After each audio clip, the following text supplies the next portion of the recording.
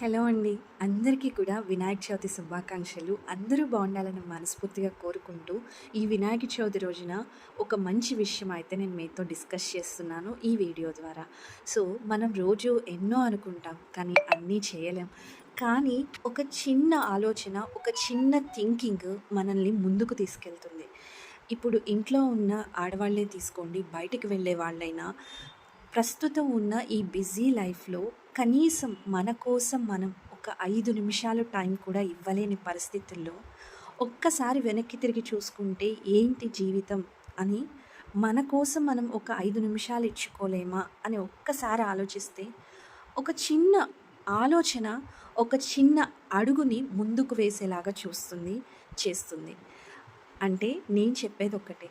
Time లేని థింకింగ్‌లో కూడా మన కోసం ఒక్క నిమిషం టైం ఇవ్వండి చాలు.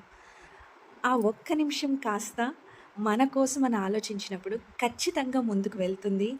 అలా ముందుకు వెళ్ళిన ఆ ఒక్క నిమిషం వల్ల లైఫ్‌లో మన వాళ్ళ కోసమే కాదు, మన కోసం కూడా కొంత టైం అయితే ఇచ్చాము. మనం అనుకున్నట్టుగా హార్ట్‌ఫుల్‌గా ఉన్నాము. ఏదైనా ఒకటి అచీవ్ చేశాము అన్న సాటిస్ఫాక్షన్ అయితే తప్పకుండా ఉంటుంది. సో, అలాంటి ఒక సాటిస్ఫాక్షన్ ఈ వినాయక చవితి నుంచి మనందరికీ కలగాలని మనస్ఫూర్తిగా కోరుకుంటూ థ్యాంక్ యూ సో మచ్.